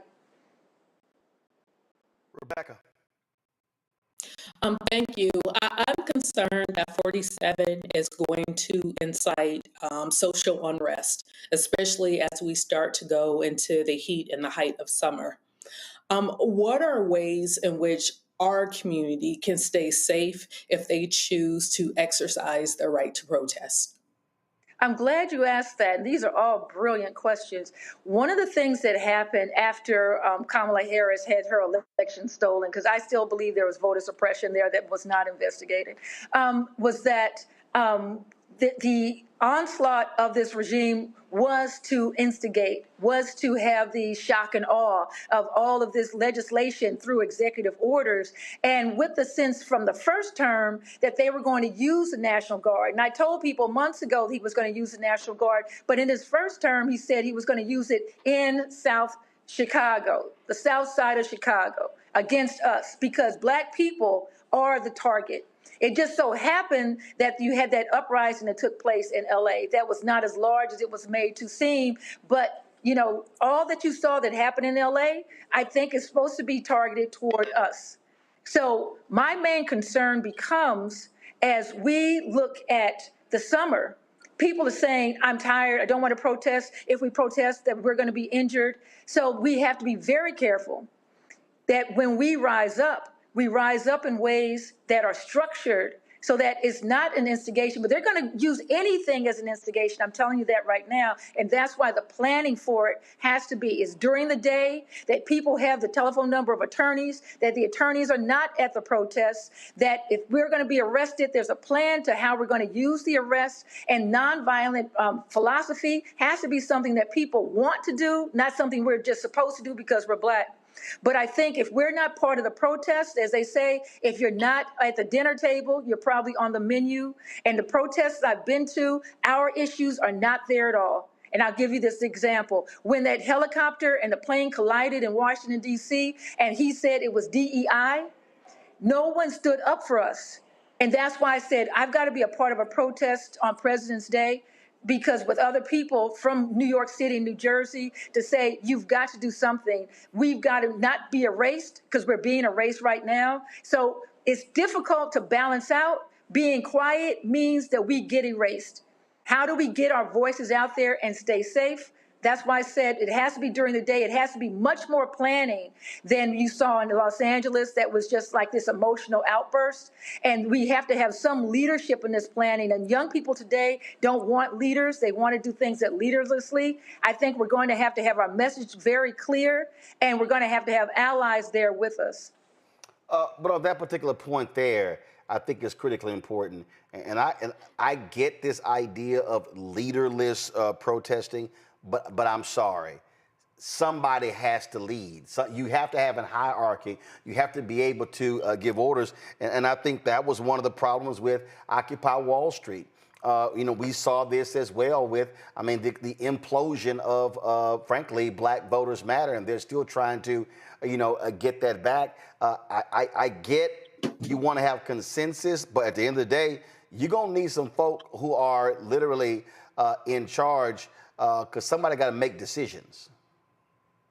You're so right. And in my book, Protest History of the United States, I go from the indigenous resistance to European invaders, to slave uprisings and the making of unions, all the way to women's rights and then climate change. And each one of those struggles within it, they were done differently. The different leaders had different personality types. And I try to, as best I can, talk about the personality types of the Native American chiefs who were trying to negotiate, or when they did have to attack, and the different types of uprisings between Denmark Vesey and Nat Turner. But people have different personalities. But once again, there was some leader who was saying, this is why we're doing it. And in order to get the message out, somebody has to say what the message is. And you can have different ways of going toward that vision of what we want in the future. But people have to know what the vision is. And that means a clear message. And that's why I said Martin Luther King and others were very, very good, adept at getting that message out. Tyler? Yeah, absolutely. Thank you again. I had the honor of helping organize to March on Washington. So protests, and they're at the heart of my love language. So, and I always tell other young people, a protest without strategy is just a gathering. And as you said, Uncle Roland, if you got no plan, you just out there for a walk. And I believe that your book, reminds us of the rights that, they were fought for, they weren't handed down. And given today's climate, as mentioned by my fellow panelists, what lessons from historical movements should young activists keep in mind as they continue to fight for justice? I think one thing to keep in mind, and thank you for that question, is that in my book, A Protest History of the United States, you get to see how there could be these long-term strategies. For example, the time between 1955 and 1965, as there was a fight for desegregation and for voting rights, that was 10 years, different leaders coming to the fore with different things, but they had the vision of desegregation. They had the vision of racial pride and uprisings, of uplift. And so there were different strategies involved. We know there were major differences between Malcolm X and Martin Luther King, but they were both looking at how do we lift our people? How do we lift our communities? And so I would say you don't have to have the same strategy. You don't have to walk in lockstep, but the major thing is vision. In order for us to have unions today, there were struggles around unions. People lost their lives trying to create unions. And for me, labor organization is protesting against the way workers are being treated. It wasn't just one way in which people tried to create a union, but they had that as the vision, and different people worked toward that in different ways and strategies, and that's how you got to that vision. So people need to understand, as young folks, don't expect 100%, even 80% of people. It's usually about 10 to 20% of people are going to participate in any type of movement, and yet they are going to benefit from your struggle. So get over that. It hurts your feelings, but that's how it is. People are going to question your sincerity. They're going to question whether or not you know what you're doing. The leader doesn't necessarily have to be the best community organizer. There's got to be some song that brings people together. There must be a strong voice. There are so many different ways in which talents need to be distribute it so that you have a movement. It can't just be one person. We look at Martin Luther King, but there were many, many people who were involved in that movement to go forward. So different strategies, different personalities, a vision, and understanding the distribution of work so that you don't mind being a foot soldier. Everybody can't be the chief. Some people just have to be foot soldiers in this. So when you think about all of that and know it's not going to happen all at once, there are many things that may go forward, but it's 2 steps forward and 1 step back. 2 steps forward, and always look for the 1 step back. And so you have your plan to when things go backwards, how to then pivot and go forward again.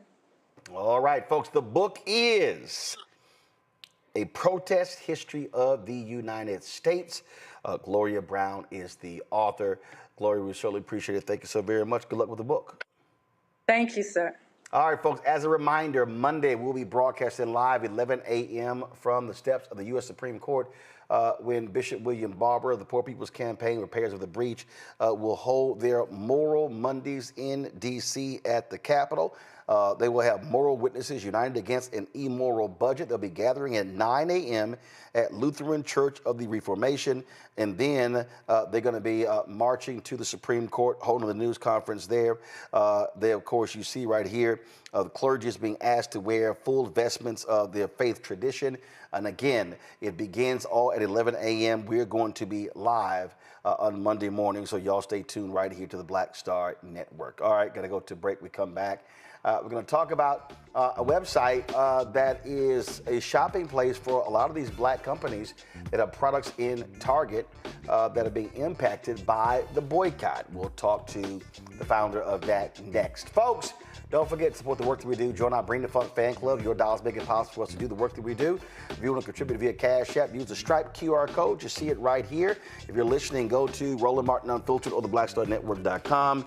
If you want to send a check or money order, make it payable to Roland Martin Unfiltered.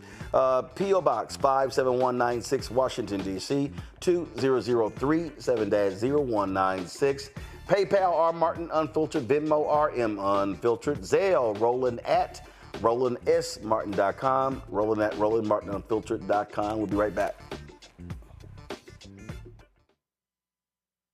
If we don't stand up for Medicaid now, in spite of my honorable military service, the Senate will kill my child. I want the people that are trying to take this away from us to put yourself in our seats. Congress people, you got free health care paid for by the people, and then you don't want the people to have the same thing you have. That is sick, and we must challenge it.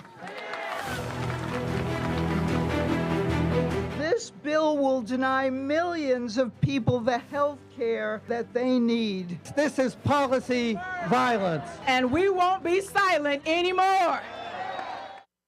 This week on The Other Side of Change, Juneteenth. The day about blackness, it's a day about freedom. It's also a day about talking about justice delayed, and we are not in the business of justice being denied to us. So stick around, and we're going to talk all about the case for reparations. The push for reparations is not just an economic project, it's a moral project. So if we want to live up to the ideals of this foundation, then reparations has to be something that we pursue. Only on The Other Side of Change on the Black Star Network.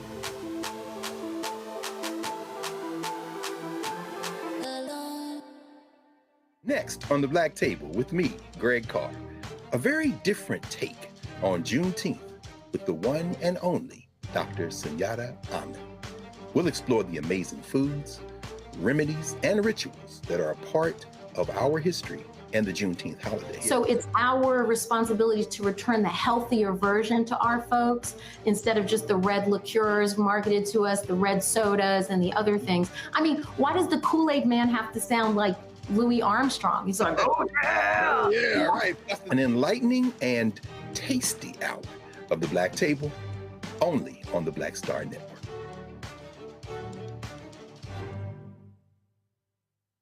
My name is Lena Charles, and I'm from Opelousas, Louisiana.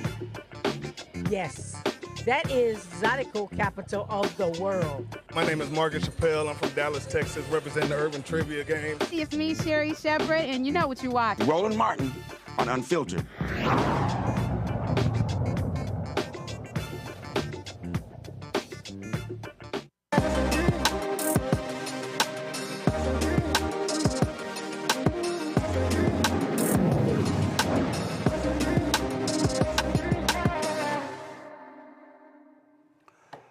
folks, the boycott against Target continues, but that is going to obviously impact the black-owned businesses with products in Target. Well, Sisters Media has come up with an idea to help folks navigate that and help those businesses. They've launched Shop Red Bag. Again, Shop Red Bag. It is a one-stop shop for Americans who are boycotting Target and Walmart. Candy Carter, CEO of Sisters, joins us right now. Candy, glad to have you here. So how did you come up with this idea? We know why, but what caused you to say, you know what, we got to do this? Well, what's interesting is my company, what I do is I do online stores for big media partners. And when I was dealing with a bunch of the brands that we work with, I saw the Black-owned brands struggling. I mean, they were just like, you know, there was outrage online. Everybody saw everything on social media that was happening. And I was just like, you know what? I'm not going to be in these streets protesting, right? Like, that's just not my thing. But I actually have the keys to this kingdom. I know how to set up a store. I've got hundreds of brands that I already work with.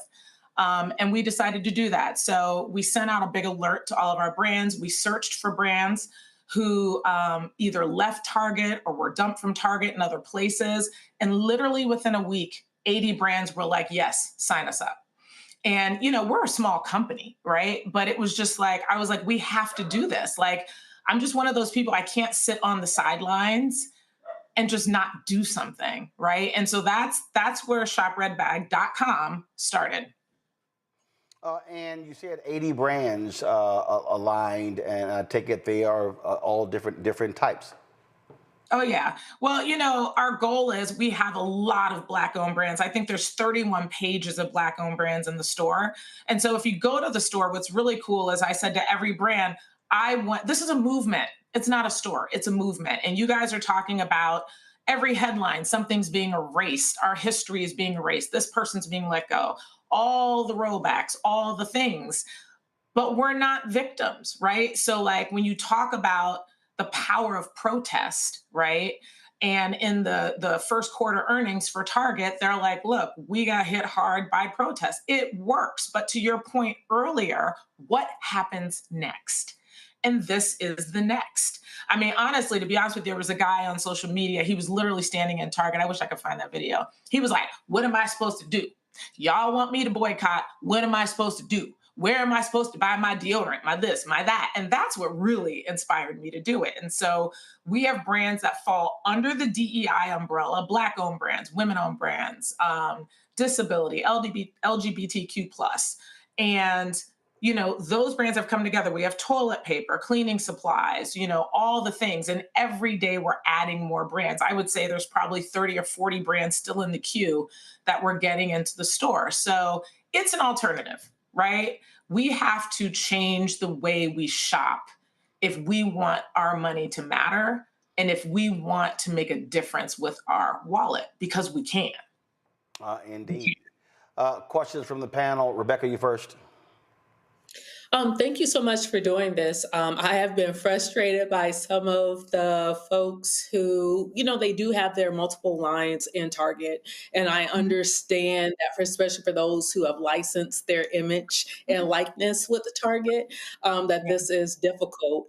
But I want to hear more of what is the percentage of folks who currently have lines still active in Target versus your overall, I guess, manufacturer creators or small businesses that you feature on your platform? Yeah, I don't know the exact number we have. So if you go on the platform, you can shop brands that have been impacted by the DEI rollbacks. So if you click on that, you can see all the brands in there that have been impacted by it. You can shop Black-owned brands. You can shop veteran-owned brands. You can shop generally. But what's interesting is every single founder has done a video in the store because this is a movement.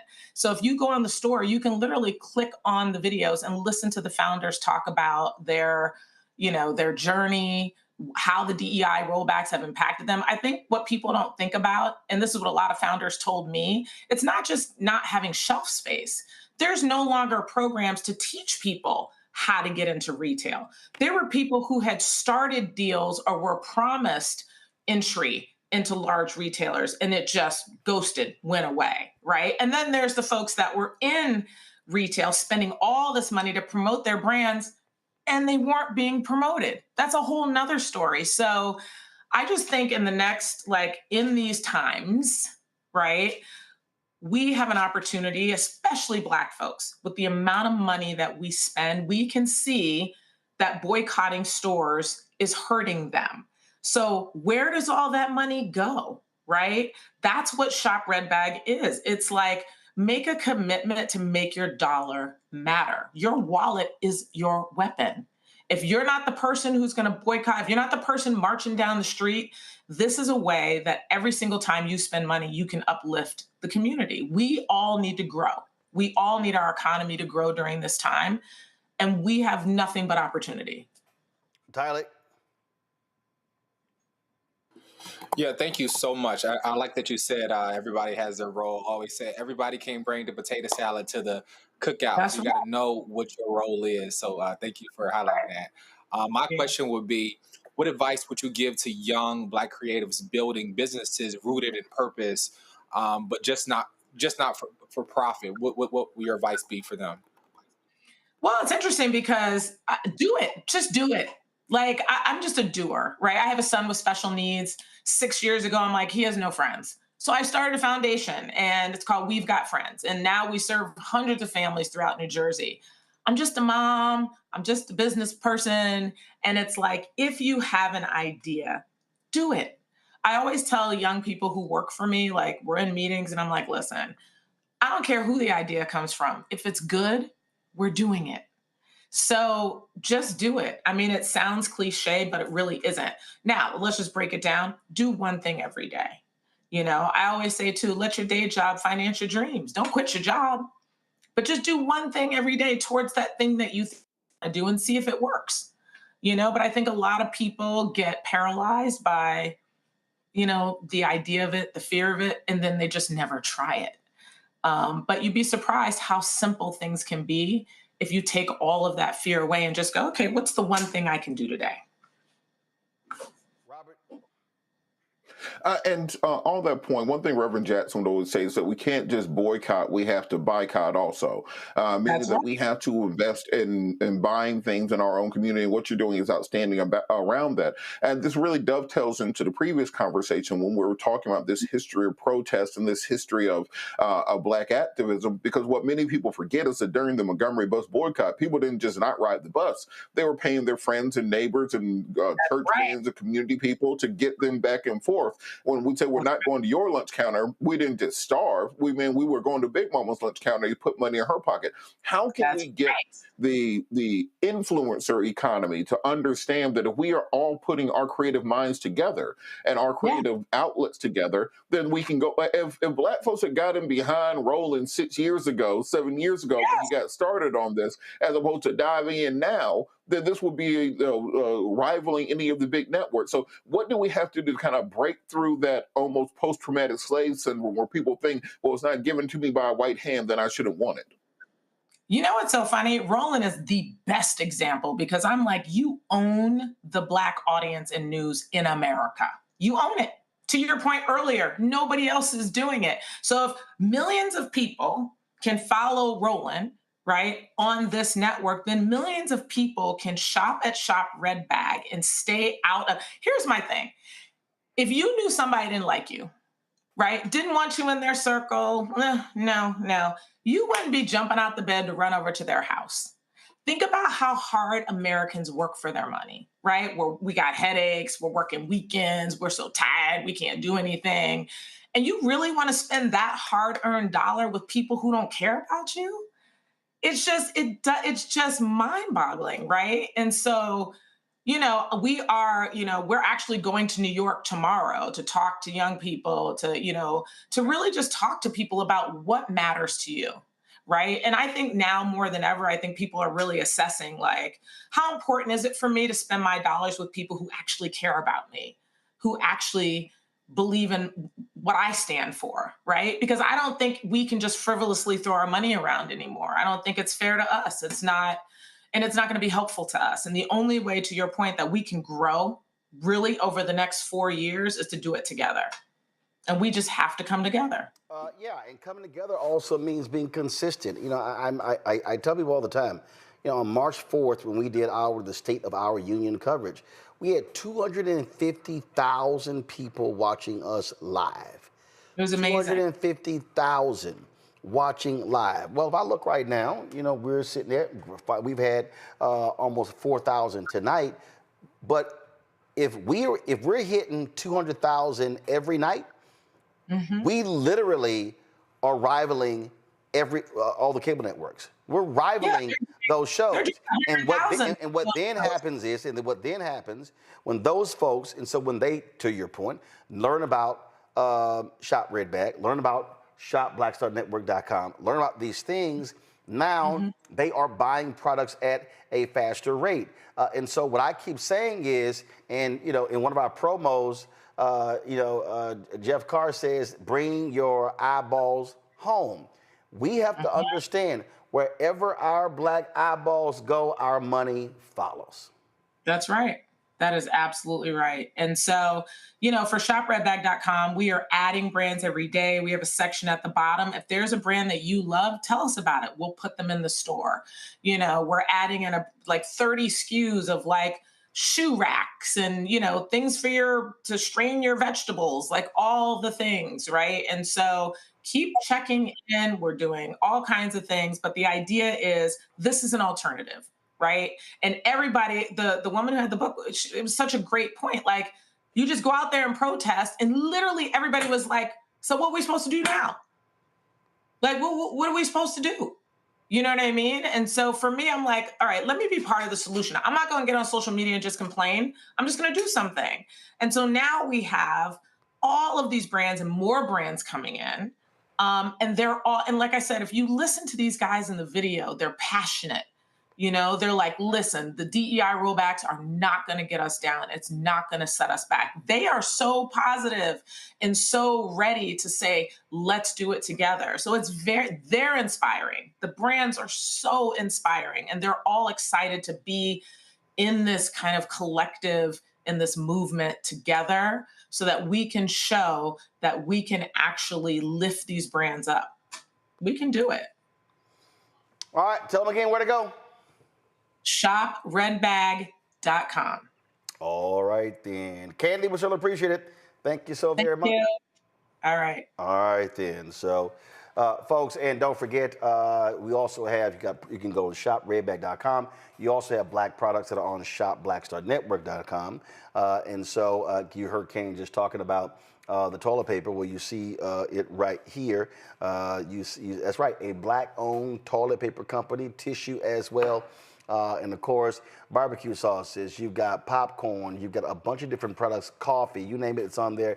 So folks, please go to shopblackstarnetwork.com as well. All right, that's it for us. Some stuff I didn't get to, we'll get to tomorrow. Let me thank Tyler, let me thank Rebecca, let me thank Robert being on today's show. I really appreciate y'all being on the panel. Thank you so very much.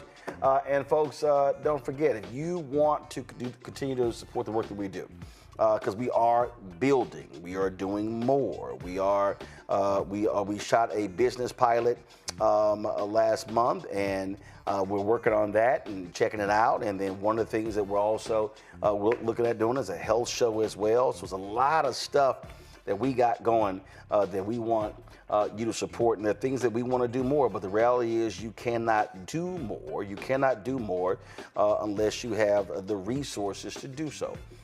And so that means you. And listen, we've had tremendous support from our fans since we launched this show on September 4th, 2018.